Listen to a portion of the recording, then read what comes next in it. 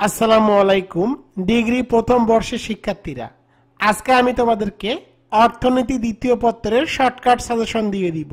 পরীক্ষায় কমন নিয়ে no tension. যে পরীক্ষাটি অনুষ্ঠিত হবে আগামী 25 ফেব্রুয়ারি 2025। তোমাদের সকলের কাছে রিকোয়েস্ট থাকবে অবশ্যই ইউটিউব চ্যানেলটি সাবস্ক্রাইব করবা এবং অবশ্যই ভিডিওটি শেয়ার করে দিবা। অর্থনীতি দ্বিতীয় পত্র শর্টকাট সাজেশন। প্রথমে আমি তোমাদেরকে ক বিভাগের শর্টকাট সাজেশন ও উত্তর দিয়ে দিব। তো দেখো, অর্থনীতির ধারণা। উন্নত দেশ কাকে বলে?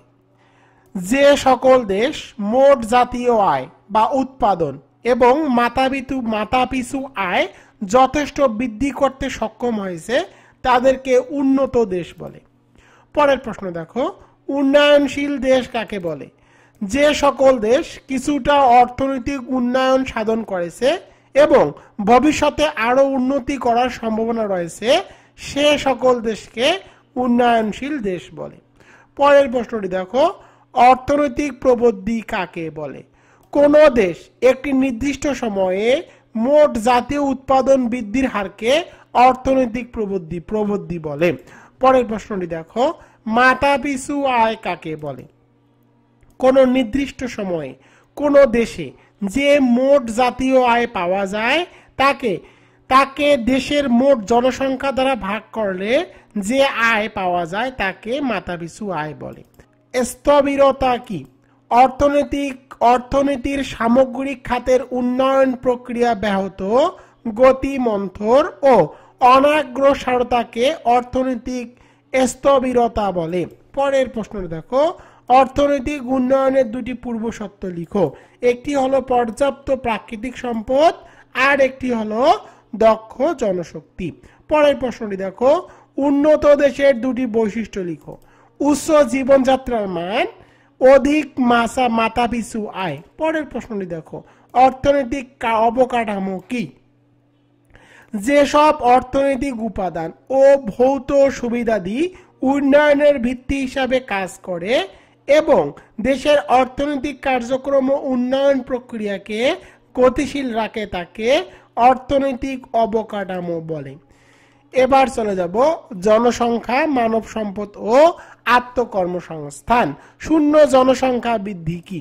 একটি নির্দিষ্ট সময়ে, সাধারণত 1 বছরে, একটি দেশে মোট জনসংখ্যার কোনো পরিবর্তন না হলে তাকে শূন্য জনসংখ্যা বৃদ্ধি বলে। পরের প্রশ্নটি দেখো, জনসংখ্যার ঘনত্ব কি? কোন দেশের ভৌগোলিক সীমারেখায় প্রতি বর্গ কিলোমিটারে কতজন লোক বসবাস বা বাস করে তার হিসাবকে জনসংখ্যার ঘনত্ব বলে। পরের প্রশ্নটি দেখো, জনসংখ্যার ঘনত্ব নির্ণয়ের সূত্রটি লেখো। জনসংখ্যার ঘনত্ব ইকুয়াল মোট জনসংখ্যা ভাগ মোট আয়তন। পরের প্রশ্নটি দেখো, মানব সম্পদ উন্নয়ন বলতে কি বোঝায়? কর্মদক্ষম জনশক্তিকে উপযুক্ত শিক্ষা, প্রশিক্ষণ ও প্রযুক্তি জ্ঞানে সমৃদ্ধ করার প্রক্রিয়াকে মানব সম্পদ উন্নয়ন বলা হয়। পরের প্রশ্নটি দেখো, মানব সম্পদ উন্নয়ন বলতে কি বোঝায়? একই প্রশ্ন। পরের প্রশ্নটি দেখো, ছদ্মবেশী বেকারত্ব কি? যারা দেশে কর্মসংস্থান থাকার পরেও কর্ম করে না তাকে ছদ্মবেশী বেকারত্ব বলে। পরের প্রশ্নটি দেখো, ইপিআই কর্মসূচি কি? শিশু স্বাস্থ্য রক্ষার জন্য সরকার সব উপজেলায় যেসব কর্মসূচি গ্রহণ করেছে তাই ইপিআই কর্মসূচি।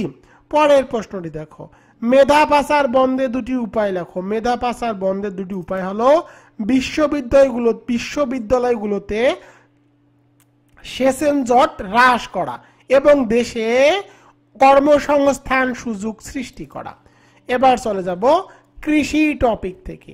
প্রান্তিক কৃষক কাকে বলে?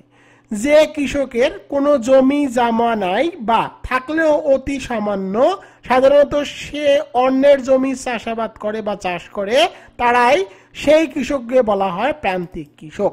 তোমরা শর্টকাট করে লিখে দিবা, যে কৃষকের কোনো জমি জায়গা নাই তারাই হলো প্রান্তিক কৃষক। পরের প্রশ্নটি দেখো, কৃষির আধুনিকায়ন কি? কৃষি কাজের সাথে জড়িত সকল কার্যক্রমে আধুনিক উন্নত প্রযুক্তি ব্যবহার ও প্রয়োগকে কৃষির আধুনিকায়ন বলে। এবার চলে যাব পরের প্রশ্নে। উপসি প্রযুক্তি কি? উচ্চ ফলনশীল। উপসি প্রযুক্তি বলতে কৃষি ব্যবস্থার উন্নত মানের কৌশল, অধিক উৎপাদনশীল বীজ ও উন্নত মানের রাসায়নিক সার ব্যবহারের মাধ্যমে ফসল উৎপাদন বৃদ্ধি করাকে বোঝায়। পরের প্রশ্নটি দেখো, জীবন নির্বাহী খামার কি? শুধু খেয়ে পরে বেঁচে থাকার জন্য তথা পরিবারের সদস্যদের ভরণ পোষণ ও জীবন নির্বাহের জন্য চাষাবাদ পরিচালনা করা হলো জীবন নির্বাহী খামার। পরের প্রশ্নটি দেখো, কৃষি ঋণ বলতে কি বোঝো? কৃষি উৎপাদন বৃদ্ধির জন্য কৃষি যন্ত্রপাতি, বীজ, সার, কীটনাশক ও অন্যান্য সরঞ্জাম ক্রয় সহ আনুষঙ্গিক ব্যয় নির্বাহের জন্য কৃষকরা যে ঋণ গ্রহণ করে তাকে কৃষি ঋণ বলে। পরের প্রশ্নটি দেখো, বাংলাদেশের কৃষি ঋণের অপ্রাতিষ্ঠানিক উৎস কি কি?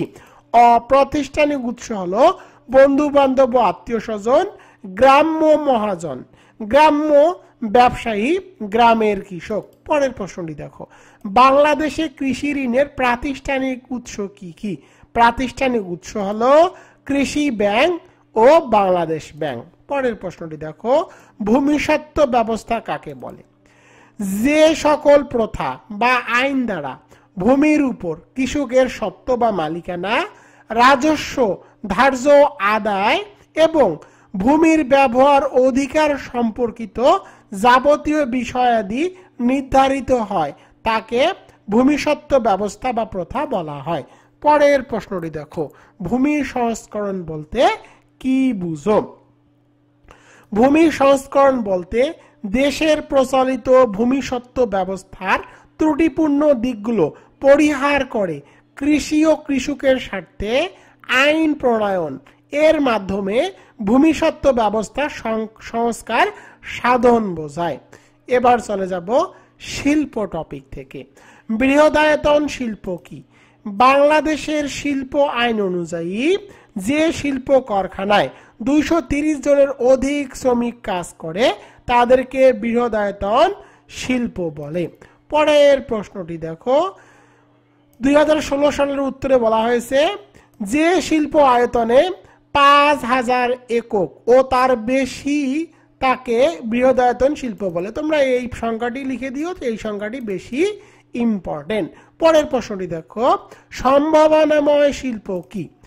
যে সব শিল্প দ্রুত অর্থনৈতিক উন্নয়নে সহায়ক তাদেরকেই এই শিল্প বলা হয়। পরের প্রশ্নটি দেখো, শিল্পনীতি কি? দেশের শিল্প খাতের উন্নয়নের দিক নির্দেশনা সম্বলিত লিখিত কর্মসূচিকে বলা হয় শিল্পনীতি। পরের প্রশ্নটি দেখো, কুটির শিল্প কাকে বলে? বাংলাদেশের কারখানা আইন অনুযায়ী যে শিল্প প্রতিষ্ঠানে অনধিক 20 জন লোক কাজ করে তাকে কুটির শিল্প বলে। পরের প্রশ্নটি দেখো, রপ্তানি প্রক্রিয়াকরণ এলাকা কাকে বলে?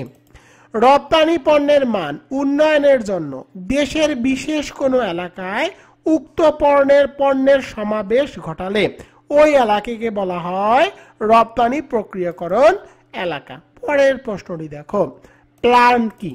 প্ল্যান্ট বলতে একটি উৎপাদন ইউনিট বোঝায় যেখানে ব্যবসায় সংক্রান্ত অথবা সেবামূলক কাজে পরিচালিত হয়। পরের প্রশ্নটি দেখো, বিরাষ্ট্রীয়করণ বলতে কি বোঝো?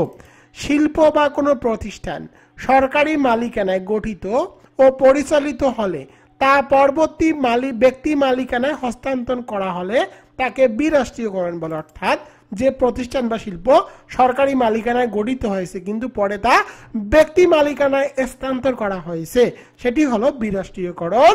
এবার চলে যাব অর্থ, ব্যাংক এবং ব্যাংকিং ব্যবস্থা। অর্থ কি? যে বস্তু বিনিময়ের মাধ্যম ও দেনা পাওনা মেটানোর উপায় হিসাবে সর্বগ্রহণযোগ্য এবং মূল্যের পরিমাপক ও সঞ্চয়ের ভান্ডার হিসাবে কাজ করে তাকে অর্থ বলে। পরের প্রশ্নটি দেখো, মুদ্রা বাজার কাকে বলে? যে বাজারে স্বল্পমেয়াদী ঋণ হিসাবে অর্থের লেনদেন হয় তাকে অর্থ বাজার বা মুদ্রা বাজার বলে। পরের প্রশ্নটি দেখো, মূলধন বাজার কি? যে বাজারে দীর্ঘমেয়াদী ঋণের লেনদেন হয় তাকে মূলধন বাজার বলে। পরের প্রশ্নটি দেখো, বিশেষায়িত ব্যাংক কাকে বলে?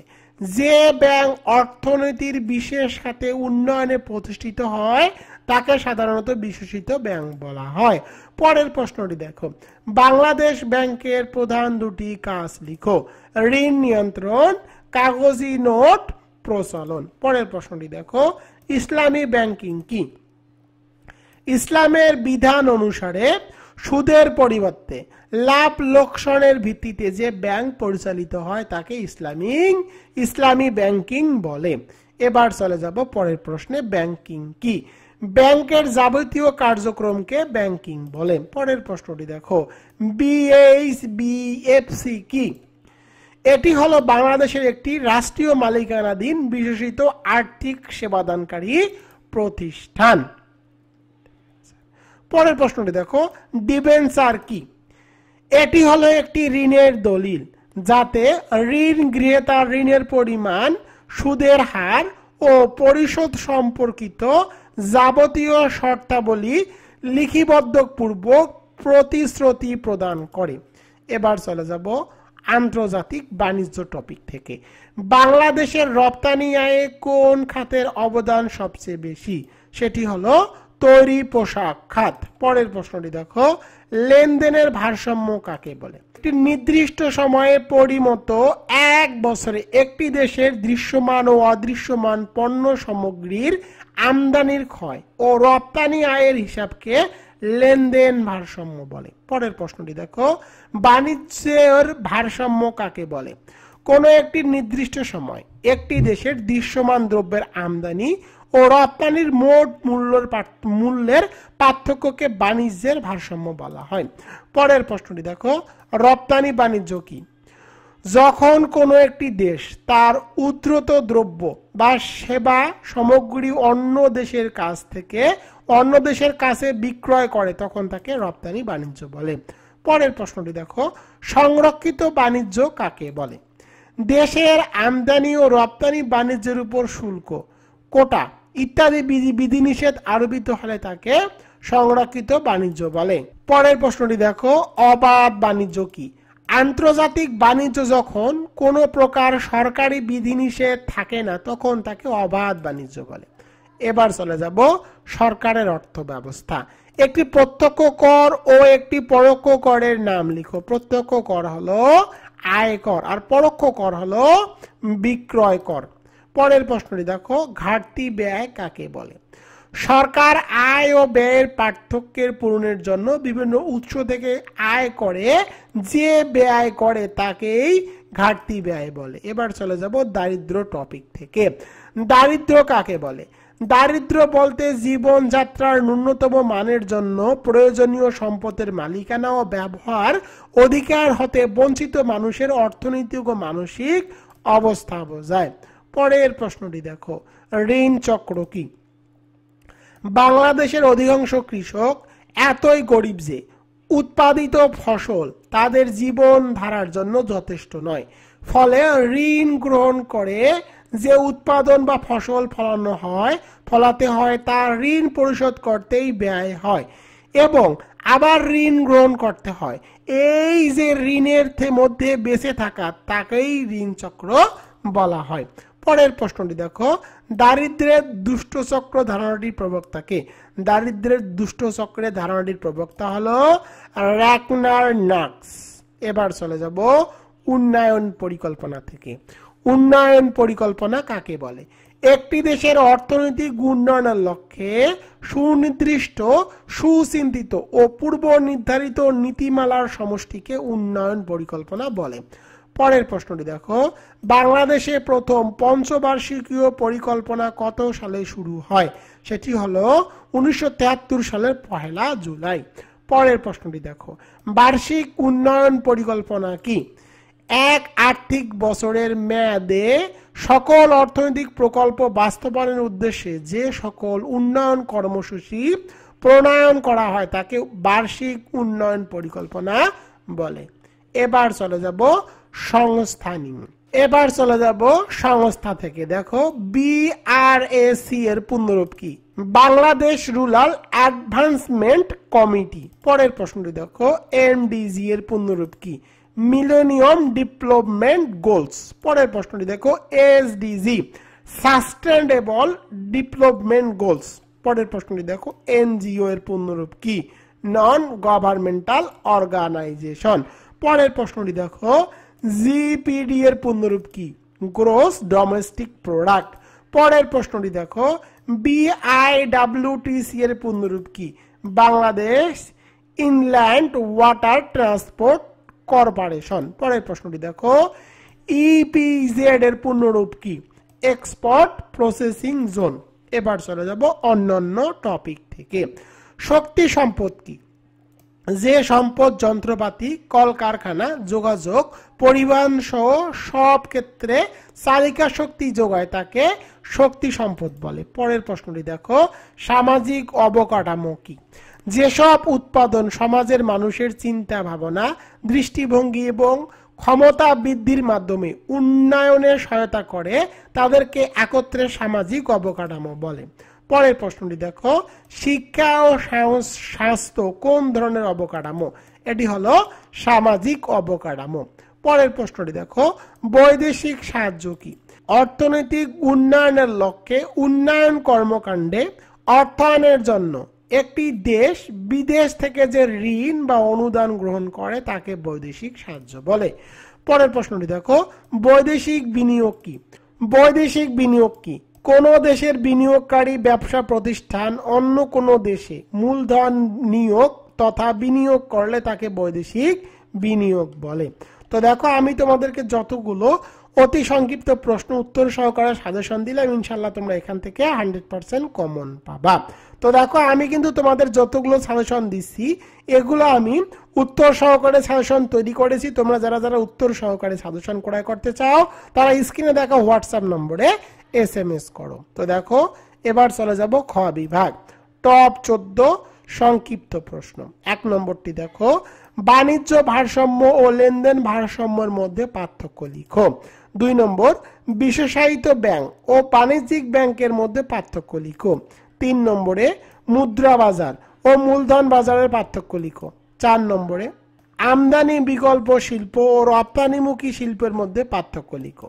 5 নম্বরে ক্ষুদ্র ও কুটির শিল্পের পার্থক্য লিখো। 6 নম্বরে ভূমি সংস্কার ও কৃষি সংস্কারের মধ্যে পার্থক্য কি?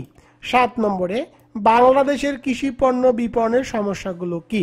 8 নম্বরে অর্থনৈতিক উন্নয়ন ও জনসংখ্যার মধ্যে সম্পর্ক আলোচনা করো। 9 নম্বরে একটি দেশের আর্থসামাজিক অবকাঠামো বলতে কি বোঝায়? অর্থনৈতিক ও সামাজিক অবকাঠামোর পার্থক্য লিখো। তো দেখো 10 নম্বর প্রশ্ন উন্নত ও অনুন্নত অর্থব্যবস্থা বলতে কি বুঝো? 11 নম্বরে উন্নয়নশীল দেশের বৈশিষ্ট্যগুলো কি? 12 নম্বরে বাংলাদেশের বিদ্যুৎ ঘাটতি অর্থসামাজিক ফলাফল উল্লেখ করো। 13 নম্বরে অতিরিক্ত জনসংখ্যা কিভাবে বাংলাদেশের অর্থনৈতিক উন্নয়নে বাধা সৃষ্টি করে। 14 নম্বরে বাংলাদেশের জনসংখ্যার ঘনত্ব বেশি হওয়ার কারণ কি কি? তো দেখো আমি তোমাদের জন্য এখানে 14টি প্রশ্ন রেখেছি, ইনশাল্লাহ এখান থেকে তোমরা 5টি প্রশ্ন কমন পাবা। তোমরা যারা যারা এই সাজেশনটি অর্থাৎ অর্থনৈতিক যে সাজেশনগুলো তোমাদেরকে দিচ্ছি তার উত্তর সহকারে PDF ফাইল ক্রয় করতে চাও, এটা কিন্তু ফ্রি না, অবশ্যই পেইড সাজেশন টাকা দিয়ে ক্রয় করতে হয়। যারা যারা উত্তর সহকারে PDF ফাইলটি ক্রয় করতে চাও তারা স্ক্রিনে দেখা হোয়াটসঅ্যাপ নম্বরে SMS করো। এবার চলে যাব গ বিভাগে। তো তোমাদেরকে একটা বিষয় জানিয়ে রাখি, তোমাদের কিন্তু প্রতিটি প্রশ্নে ক এবং খ অর্থাৎ 2টি করে প্রশ্ন আসে। তোমাদের যতটি প্রশ্ন আসে তার মধ্যে 2-1টি প্রশ্ন জাস্ট একটি করে প্রশ্ন আসে, বাকিগুলো কিন্তু ক এবং খ 2টি করে প্রশ্ন আসে। তোমাদেরকে ক খ একটি প্রশ্নের অ্যান্সার দিলে ক এবং খ 2টি প্রশ্নেরই অ্যান্সার দিতে হবে। তো দেখো আমি তোমাদের জন্য 14টি প্রশ্ন দিয়েছি। তো দেখো 1 নম্বর প্রশ্ন, 1 নম্বরের ক প্রশ্নটি দেখো বাংলাদেশের মতো উন্নয়নশীল দেশে উন্নয়ন পরিকল্পনার গুরুত্ব প্রয়োজনীয়তা লিখো বা ব্যাখ্যা করো। খ নম্বর বাংলাদেশের অর্থনৈতিক উন্নয়নে কর্মসংস্থানের বিভিন্ন উৎস একটি বিবরণ দাও। গ নম্বরটি দেখো বাংলাদেশের শেয়ার বাজারের উন্নয়নে গৃহীত সরকারি পদক্ষেপ সমূহ একটি বিবরণ দাও। 2 নম্বর প্রশ্নটি দেখো 2 নম্বরের ক উন্নয়নশীল দেশ বলতে কি বোঝায়? খ খ স্বল্পোন্নত দেশ বলতে কি বোঝায়? গ বাংলাদেশ কি একটি উন্নত, অনুন্নত নাকি উন্নয়নশীল দেশ? যুক্তি দেখাও। 3 নম্বরে দেখো, বাংলাদেশের অর্থনৈতিক পশ্চাৎপদতার বা অগ্রসরতার কারণগুলো কি কি?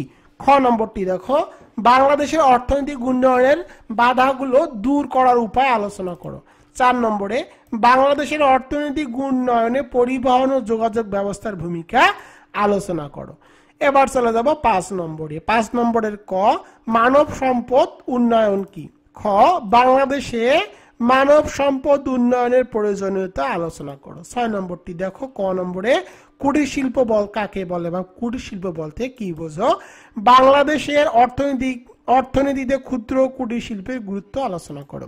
7 নম্বর প্রশ্নটি দেখো, ক কৃষির আধুনিকরণ বলতে কি বোঝায়? খ বাংলাদেশের কৃষি আধুনিকীকরণের উপায়সমূহ আলোচনা করো। গ বাংলাদেশের কৃষি সমস্যা ও সমাধান বর্ণনা করো। এবার চলে যাব 8 নম্বরে। 8 নম্বরের ক, বাংলাদেশের কৃষি ঋণের উৎসগুলো কি? খ বাংলাদেশের কৃষি ঋণ ব্যবস্থার সমস্যাগুলো চিহ্নিত করো। 9 নম্বরটি দেখো, দারিদ্র্য বিমোচন কি? খ বাংলাদেশে দারিদ্র্য বিমোচনে সরকার কর্তৃক গৃহীত কর্মসূচিগুলো ব্যাখ্যা করো। এবার চলে যাব 10 নম্বর প্রশ্নে, শিল্পনীতি কাক বলতে কি বুঝো? খ জাতীয় শিল্পনীতি 2016 এর লক্ষ্য উদ্দেশ্য সমূহ আলোচনা করো। এবার চলে যাব 11 নম্বর প্রশ্নে। ক নম্বর প্রশ্নটি দেখো, বাণিজ্যিক ব্যাংক কাকে বলে? খ বাংলাদেশের বাণিজ্যিক ব্যাংকের কার্যাবলী বিবরণ দাও। 12 নম্বরের ক প্রশ্নটি দেখো, বাংলাদেশের কৃষি পণ্য বিপণন সমস্যা ও সমাধান আলোচনা করো। খ নম্বরটি দেখো, খ নম্বরে কৃষি পণ্যের বাজারজাতকরণের বিরাজমান সমস্যা ও সমাধান আলোচনা করো। 13 নম্বরের ক নম্বর প্রশ্নটি দেখো, বাংলাদেশের জনসংখ্যা সম্পদ না দায় যুক্তি সহ মতামত দাও। খ বাংলাদেশের জনসংখ্যার অধিক ঘনত্বের কারণ কি কি? 14 নম্বরে দেখো, ক নম্বর, বৈদেশিক বাণিজ্য কাকে বলে? খ নম্বর, বাংলাদেশের বৈদেশিক বাণিজ্যের বৈশিষ্ট্যসমূহ আলোচনা করো। তো আমি তোমাদের জন্য এখানে 14টি প্রশ্ন দিয়েছি, ইনশাল্লাহ এখান থেকে তোমরা 5টি প্রশ্ন হুবহু কমন পাবা। তো দেখো, এতক্ষণ ধরে আমি তোমাদেরকে যে সাজেশনটি দিলাম, এই সাজেশনের কিন্তু আমি উত্তর সহকারে বের করেছি, একদম সুন্দর ভাষায় উত্তরগুলো লিখে দিয়েছি। তোমরা যারা যারা এই সাজেশনটি, যেটা স্ক্রিনের মধ্যে দেখতেছো, এই সাজেশনটি ক্রয় করতে চাও, তারা আমার ইমো এবং হোয়াটসঅ্যাপ 01744594475 এই নম্বরে SMS করো। তো আমি তোমাদেরকে একটু দেখিয়ে নেই এই সাজেশনটির উত্তরগুলো আমি কত সহজভাবে তৈরি করেছি, তোমরা স্ক্রিনের মধ্যে দেখতে পাচ্ছ।